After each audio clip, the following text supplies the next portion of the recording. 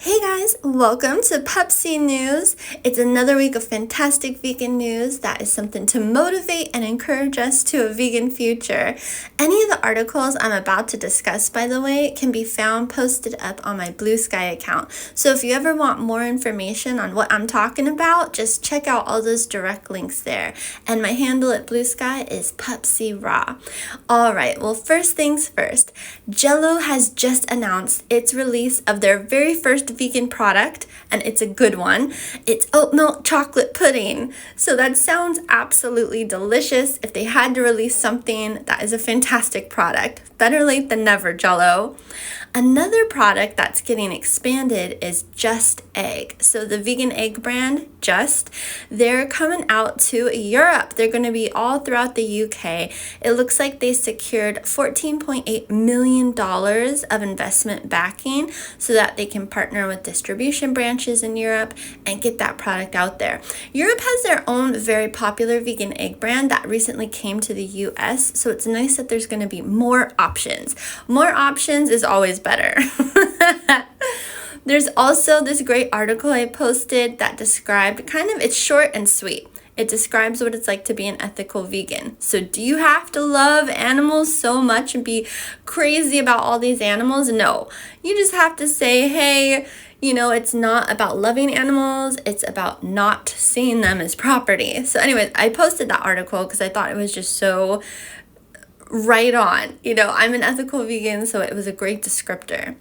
Now, there was a new study that came out to determine if grass-fed cows were better for the environment. Because I know the marketing behind grass-fed is they're just better in all the ways, right? Healthier, better for the environment, better for you, better for the cows. False. So this study revealed, surprise, surprise, that no grass-fed cows and bulls, they are not less carbon intensive. They are just as polluting as any other sad little cow in a big industrialized complex full of cows about to die. So really, vegan's the way to go if you want to be environmentally friendly. There's no way around it. I like to mostly post uppers, but this study I think is important. I do like if there's some kind of fallacy floating around that people believe and there's something to debunk it, I'm always down with posting those types of articles too. Now in London this past month in April, there was an exhibition to expose the commodification of wildlife by trophy hunting industry and to promote the ban on importing hunting trophies to the UK. That whole industry, it sounds so old-timey and disgusting, but it's still happening apparently. So there was this great photojournalist who posted all of her works, and it just was this great showing in the art gallery to kind of emphasize the point of trophy hunting, not so good, not so cool. I was happy that she put light on this issue because it is important, and again, it's still shocking that that's a thing that happens today, trophy hunting. Another article I posted that's not necessarily news, but I thought it was so helpful. It was just talking about how to navigate social situations as a vegan without feeling like a total downer. Because let's be real, vegans are the intense minority. So the majority of people you'll be around are always going to be non-vegan, and sometimes just interacting, it's a bummer because you have your beliefs and you're like, wow, this is crazy. And then everyone else thinks that you're such a buzzkill because, they're living their life and they don't want to think about where things come from and that they're causing, pain on other creatures. So it has some good tips. Really, one thing that I love is just, it's not a quote I pulled from that article. It's not your obligation to be someone's buddy. Life is too short to entertain negative people in your life. So honestly, don't feel like you have to be someone's friend and say all the perfect things. Like there's a way to be like chill in front of others, but if someone is constantly making you feel bad about your ethics to be a vegan, get out of here. You don't need people like that. So anyways, I thought it was a cool little article. Now, there was another study that was released, and it was talking about just how to be the most environmentally friendly. Obviously, it was talking about global warming emissions, how most of those come from animal agriculture, and also the majority of Earth's fresh water water is used by animal agriculture, and even like the health factor behind consuming animal products. It increases obesity and heart disease and high blood pressure, diabetes, arthritis, cancer. So really the best way, the article title is called Eating Our Way to a Better Tomorrow. So the best way to achieve a beautiful planet and health for ourselves is to go vegan. So I just find these articles, they just pop right out and I'm like, I have to share. Oh my gosh. So that article was really interesting and it had a lot of information. I wrote like a very short paragraph or two about it, but it was full of information. My goodness. Now, something going on in Spain I didn't realize was an issue is that I guess it was very difficult if you were a child going to school and you were vegan for you to get fed. So I didn't know that was such a problem. But they had just passed this act in Spain. Officially, it says the Spanish Ministerial Cabinet approved the royal decree on healthy and sustainable school cafeterias. What a mouthful. So it's a regulation that includes the guarantee that vegans can eat vegan food in all school cafeterias across the country of Spain. So I didn't know, again, that was an issue. Like, are they not allowing kids before this to bring food from home? I don't know. But now they either have to offer the vegan option in schools or they have to allow those kiddos to bring their vegan meals. Of course, like, why? Why was that a problem? And again, vegan food, sometimes you're just like, oh, vegan food, like it's the separate thing from what everyone else eats. But like, hello, vegetables, hello, fruits, like everyone eats those, right? And the great equalizer, French fries, I feel like that's another one, reaching across the aisle, chips. I mean, that's not healthy, but people talk smack on vegan food, and it's just funny that the majority of food that they enjoy is vegan. Like, no, you're not going to live off of beef patties. That's not what people do. And if you do, you're going to get really sick. But I digress. So moving right along, there was another cute little like article with tips on 12 mistakes new vegans can make and how to combat them, right? How to not do those. Really, I liked one in particular, which was called Aiming for Perfection. So it said, accidents don't negate progress and guilt shouldn't derail someone's journey. I love that. That's like a life lesson right there. There is no perfect. You just keep going. Same with vegan. So another cute little article I had to post. Okay, back to our studies this week. So there was a survey conducted by Physicians Committee for Responsible Medicine and Morning Consult. So this little committee did this massive survey and it revealed 46% of Americans would consider adopting a plant-based diet to help greenhouse gas emissions. Oh my gosh. So I feel that a lot of surveys, the way you ask something really determines the answers. So maybe people are not, they were thinking plant-based and vegan would have been scary to say. So they're like, what? Yeah, it is a problem with global warming. What could help reduce greenhouse gas emissions? If someone asked them if it was going plant-based, would you consider it? They're like, yeah, surprise, surprise. That's a real thing, that going vegan does help because a big chunk of greenhouse gas emissions are from the animal agricultural industry. I hope that survey followed up with that fact. So maybe people would be like, oh, shoot, okay, I guess plant-based is what we're doing. And surprise, surprise, plant-based is vegan. Oh my gosh. I know there's like a hot debate on the wording of, what's the difference between vegan and plant-based? Yo, it's the same. Like some people say, oh, vegan is about your lifestyle. Plant-based is about the diet. There's all different kinds of variations. But honestly, let's get down to brass taxes. It's the same. Like if someone says I'm plant-based, I'm like, that's awesome. If someone says, oh, well, I just don't eat meat for my health, whatever, I don't care. The cow doesn't care. The cow's just happy you're not eating it, right? So I'm an ethical vegan, but whatever excuse someone tells me that they want to go vegan or plant-based, I'm happy. I'm like, yes, it's fantastic, because whatever reason they're doing it in their mind, at the end of the day, it will stop animal suffering and animal harm. So everyone wins, I'm down with any reason someone comes up with to go vegan. So if you want to be an environmentalist, heck yeah, go vegan. Or plant-based if you prefer to call it that, whatever. Whatever you like to call it. All right, here's another one. So there was this whole thing in America now called Make America Healthy Again, MAHA, which is really cringe because I think a lot of it is like anti-vax. But anyway, and like vaccines cause autism, which again, there was another report released. That's not true. But something good that came out of this was it did say that millennials and Gen Z who prioritize wellness and sustainability, they are the ones driving the shift away from highly processed foods and towards organic plant-based options. Yes.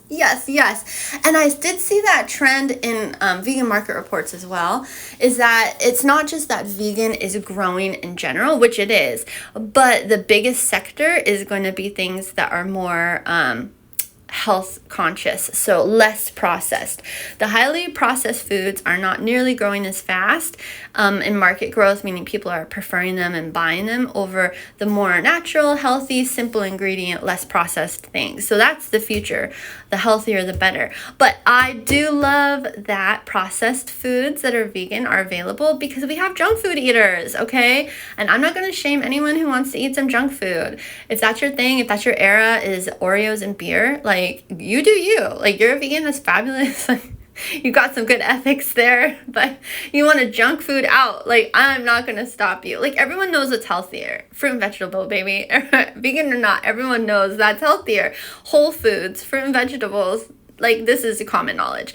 But not everyone wants to do that. We want chips, we want fries, we want pizzas and ice creams and whatever. Like, that should be available. So anyways, happy to see that we have the newest generations pushing for this, millennials and Gen Z, that they're leading us to a beautiful, healthy vegan future. And I'm sure the younger generations will follow, because the crazier the environment is, global warming and all of that, the more the younger generations are like, why is this happening? How can we stop it?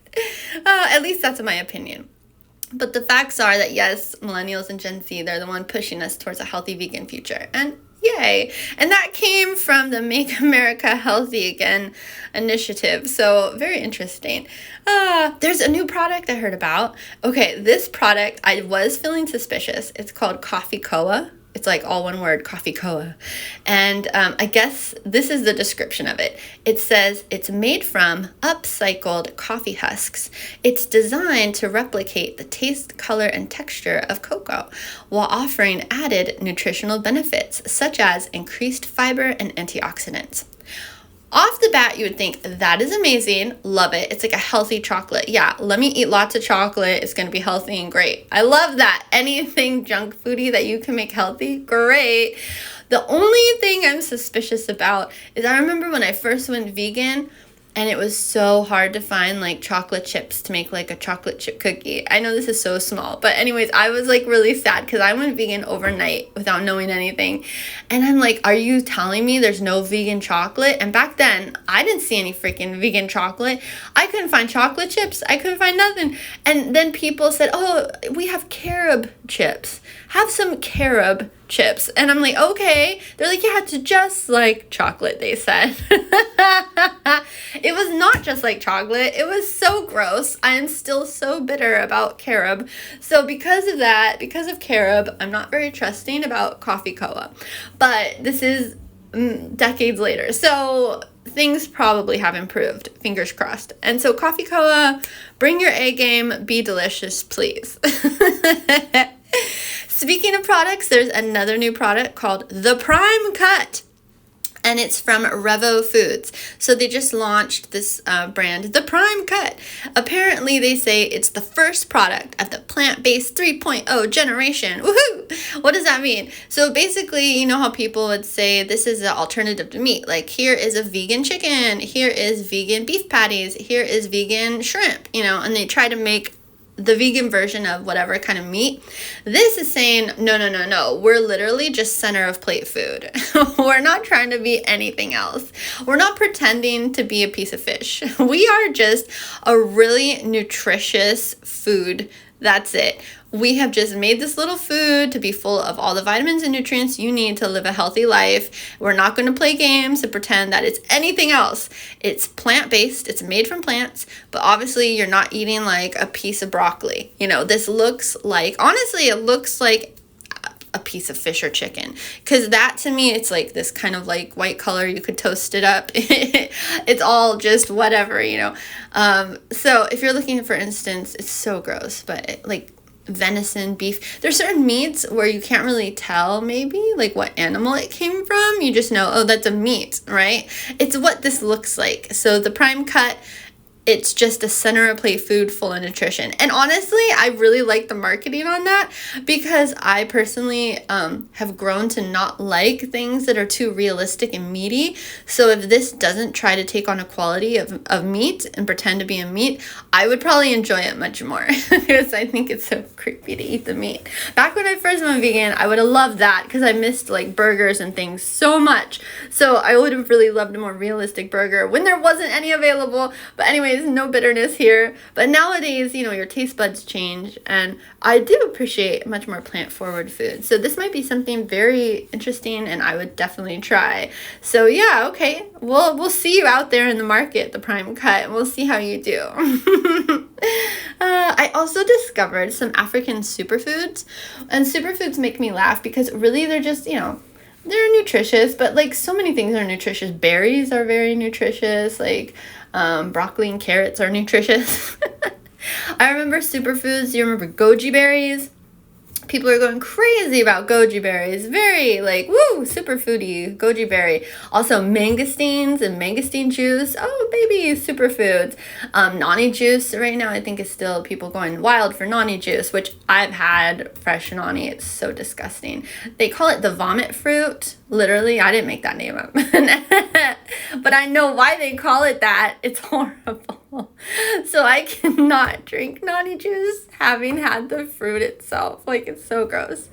Because in Hawaii, a lot of people have nani trees, and I'll just see that. Or even in the wild, like, I think I actually had it because it was growing on like a trail, and I let it ripen up, and I had some, and I'm like, oh geez, this is so accurately labeled the vomit fruit. But moving on to my original point, there was African superfoods that I just found out about, so I listed those. There's things like hibiscus, which is very common, people have heard about, with full of antioxidants and vitamin C. And I actually just bought this great like powder made mostly from hibiscus, and I'm excited to try that. But anyways, there's also this African superfood called teff, which apparently is high in protein, fiber, iron, and calcium. But yeah, there's a whole list of them. Very interesting, and things that maybe you haven't tried before, that if you're looking for something new, like dive into African superfoods. Like, I posted the list, but yeah, very cool, very cool. Also, I posted, of course, some recipe lists. There's all kinds everyday things popping out. There was one that was extra fancy. If you want to go next level with your vegan meals, there was a whole list of recipes, including things like sticky sesame cauliflower, meat-free Wellington, crispy Korean barbecue tofu, egg-free carbonara, you know, things like that, chocolate lava cake. So, you know, those recipes are there. Honestly, you can find recipes anywhere now. You Google them, go on YouTube, look on TikTok, boom, boom, boom, there they are. A very cheerful market report that came out 4 days ago, was about plant-based dairy. So the plant-based dairy market, it is rapidly growing throughout all of Western Europe and North America, which is amazing. I mean, you literally see new vegan dairy like every week. Every week is some new thing. The most recent that I got was chia milk, which I bought a pack at Costco. So I'm still working through it, making chia pudding with my chia milk from Costco. But I also saw people releasing pistachio milk and potato milk, and it's just so much. So it's amazing. I do see this in mainstream shops like Costco. I mean, it's everywhere. So it's not just soy anymore or almond. If someone complains about almonds, oh no, bad for the environment to like eat almonds or have almond milk. Okay, well there's 50 million other vegan milks now, hemp milk, my gosh, so many things. And honestly, they all have a unique taste, and you can make a lot of these yourself. I love making my own vegan creams and vegan milks. I'll give you a pro tip. If you use cashew is the bomb for vegan dairy. It's so good. Cashew is creamy and neutral and delicious. So I highly recommend, if you're going to do your own like vegan milks, cheeses, creams, definitely use cashew. And if you want to add some extra vitamin E, put in some raw sunflower seeds too. Hey.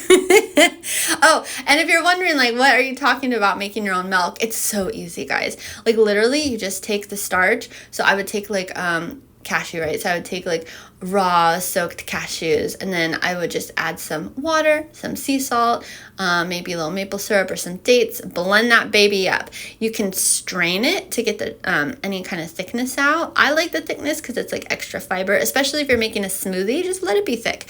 Or if you want it to be like a thin liquid like milk at the store would be, you can strain it. There's strainers, there's things called nut bags and you can use, so whatever. But it's so easy. Just get a high-speed blender like a Vitamix. Honestly, it's not just for making nut milk. It's for everything. I love my Vitamix so much. I've had my Vitamix for like over a decade. It is a little cracked because I put it in the wash machine. Do not just hand wash it. But hard lesson learned. But I do recommend Vitamix. Okay, too many tangents. Now, there was this really cool interview article with someone who is working in the biomass fermentation industry, and I posted it just because there was so much good information on this. A lot of new vegan foods that we see, and vegan protein powders and all of that, they're coming from fermentation. So biomass fermentation, you can think of it as, there's a lot of staples in veganism that you know of, like nutritional yeast, probiotics, spirulina, right? So those single ingredients, those come from biomass fermentation. But now people are using this process to create whole vegan foods, just like ice creams and something more meaty, you know? So it's really cool, very interesting. It's really the future of veganism, very low environmental impact. So if you're trying to be really environmentally friendly, things that are created from biomass fermentation are definitely your jam. But yeah, tons and tons of info in that article. I found it very interesting. And I'm going to end things on something I just discovered. It is a vegan resort, okay? And I didn't know there were so many. Like, I talked last week about one that it's going to be in the new White Lotus, I think season 4, the upcoming season. It's going to be done in Greece at a vegan resort. So that was the first time I heard about a vegan resort. Maybe I just never was seeking these out before. But I found out about another one just yesterday. It's called Stanford Inn and Resort. Stanford Inn and Resort. It's in Mendocino, California. It looks gorgeous. It's so gorgeous. They have an on-site restaurant that's completely vegan. It's a farm to table. They have an afternoon tea. That killed me. I'm like, okay, I wanted to go, but now it's a done deal. An afternoon tea that's vegan. Oh my gosh. It's gorgeous. It just, everything about it. I was looking up this place. I'm like, you are amazing. So I don't know when in my life I'm going to go, but it's definitely happening. Stanford Inn, I'm coming for you. And I just wanted to share that this place existed because I was like so pumped on it. I'm like, wow. And for a lot of people, like going to California to check out this place isn't too crazy. You know, it's not too far away. And I mostly talk about like North America and Europe. So, but anyways, Stanford Inn, baby, that's the one. That's one of my bucket list places I'll have to go to. Hope you're all having a fabulous week, and I will talk to you next time. All right, bye guys.